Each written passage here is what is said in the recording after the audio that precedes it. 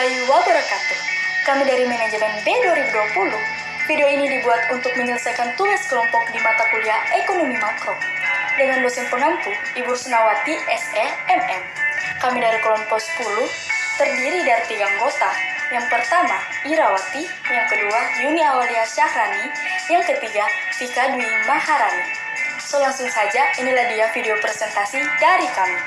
Saya akan menjelaskan materi tentang pengertian perdagangan luar negeri, aspek dan peranan perdagangan luar negeri dalam perekonomian, keuntungan melakukan perdagangan, dan pengertian perdagangan bebas.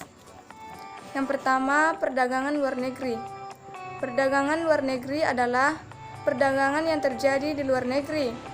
Kegiatan perdagangan luar negeri ini tergantung pada keadaan pasar hasil produksi maupun pasar faktor produksi. Masing-masing pasar yang saling berhubungan satu dengan yang lain dapat mempengaruhi pendapatan ataupun kesempatan kerja. 3 aspek dari peranan perdagangan luar negeri dalam perekonomian. Yang pertama, keuntungan yang dapat diperoleh suatu negara dari melakukan perdagangan luar negeri. Yang kedua, kebijakan membatasi perdagangan dan proteksi dalam perdagangan luar negeri. Yang ketiga, mengenai globalisasi. Menurut Nopirin PhD, untuk suatu barang tertentu, faktor selera dapat memegang peranan penting. Misalnya, rokok, mobil, dan pakaian. Meskipun suatu negara tertentu telah dapat menghasilkan barang-barang tersebut, namun kemungkinan besar impor dari negara lain dapat terjadi. Hal ini dikarenakan faktor selera, di mana penduduk negara tersebut lebih menyukai barang-barang buatan negara lain. Keuntungan melakukan perdagangan. Keuntungan melakukan perdagangan yang pertama, pandangan para ahli ekonomi atau mazhab di masa merkantilisme. Yang kedua, pandangan ahli-ahli ekonomi klasik. Perdagangan bebas merupakan sistem perdagangan luar negeri di mana setiap negara melakukan perdagangan tanpa adanya halangan perdagangan. Baik, saya akan menjelaskan keuntungan dari spesialisasi dengan menggunakan contoh angka. Yang pertama, faktor-faktor produksi akan dapat digunakan dengan lebih efisien. Yang kedua, penduduk negara itu akan dapat menikmati lebih banyak barang-barang. Keuntungan yang terwujud yaitu yang pertama, asumsi-asumsi yang digunakan di dalam menunjukkan keuntungan yang didapat dari perdagangan luar negeri biasanya digunakan dalam 2 cara, yaitu dengan menggunakan angka-angka dan dengan menggunakan grafik. Yang kedua, keuntungan mutlak dan berbanding. Keuntungan mutlak adalah keuntungan yang diperoleh oleh suatu negara dari mengkhususkan kegiatannya kepada memproduksikan barang-barang dengan efisiensi yang lebih tinggi dari negara-negara lain. Keuntungan berbanding dapat diartikan sebagai keuntungan yang diperoleh oleh suatu negara dari mengkhususkan atau melakukan spesialisasi dalam memproduksikan barang-barang yang mempunyai harga relatif lebih rendah dari negara-negara lain. Pengertian proteksi dan tarif. Proteksi merupakan perlindungan dalam perdagangan atau industri. Tujuannya untuk melindungi industri dalam negeri dari persaingan barang impor. Hal ini misalnya dapat dijalankan dengan tarif, kuota, dan sebagainya.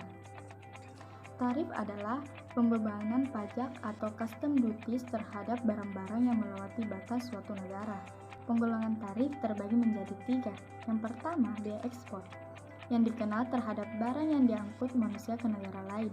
Yang kedua, biaya transito, yang dikenal terhadap barang-barang yang melalui wilayah suatu negara dengan ketentuan bahwa barang tersebut sebagai tujuan akhirnya adalah negara lain.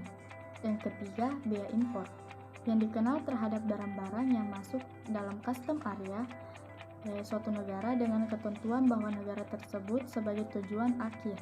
Selanjutnya, saya akan menjelaskan bentuk proteksi. Yang pertama itu pengenaan tarif, yang kedua kuota, yang ketiga pelarangan impor, yang keempat subsidi. Dengan adanya subsidi, produsen dalam negeri bisa menjual barangnya lebih murah, sehingga bisa bersaing dengan barang impor. Bentuk subsidi itu terbagi menjadi 2. Yang pertama, bentuk subsidi langsung, berupa sejumlah uang yang tertentu. Yang kedua, bentuk subsidi per unit produksi. Tujuan proteksi. Tujuan proteksi yang pertama yaitu mengatasi masalah deflasi dan pengangguran. Yang kedua yaitu mendorong perkembangan industri baru. Yang ketiga, mendiversifikasikan perekonomian. Yang keempat yaitu menghindari kemerosotan industri-industri tertentu. Yang keempat, memperbaiki neraca pembayaran. Dan yang kelima yaitu menghindari neraca pembayaran. Yang ketujuh yaitu menghindari dumping. Dan yang kedelapan yaitu menambah pendapatan pemerintah. Materi selanjutnya yaitu alat pembatasan perdagangan. Proteksi dan pembatasan perdagangan adalah kebijakan pemerintah dalam membatasi atau mengurangi barang-barang yang diimpor. Halangan perdagangan dapat dibedakan kepada 4 jenis, yaitu tarif dan pajak impor, kuota pembatasan impor, hambatan perdagangan bukan tarif, dan hambatan penggunaan valuta asing. Globalisasi dan pertumbuhan ekonomi.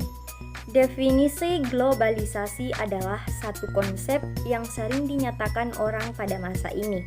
Tetapi yang menyatakan dan membahasnya mempunyai pengertian yang berbeda-beda mengenai konsep tersebut. Globalisasi dapat didefinisikan sebagai peningkatan dalam saling ketergantungan dalam keadaan dan kegiatan ekonomi di antara berbagai negara di Indonesia. Faktor-faktor yang mewujudkan globalisasi.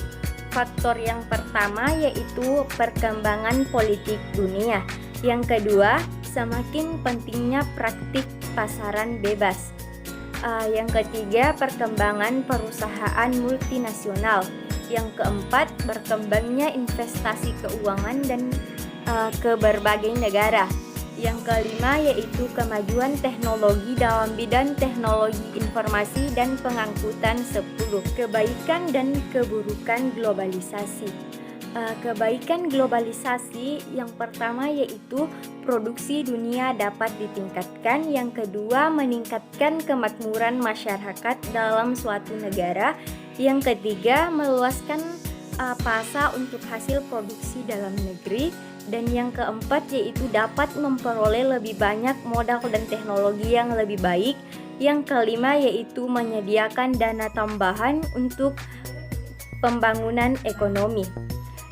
Keburukan globalisasi yang pertama yaitu menghambat pertumbuhan sektor industri manufaktur. Yang kedua, memperburuk keadaan neraca pembayaran. Yang ketiga yaitu sektor keuangan semakin tidak stabil. Yang keempat yaitu memperbudak prospek pertumbuhan ekonomi jangka panjang.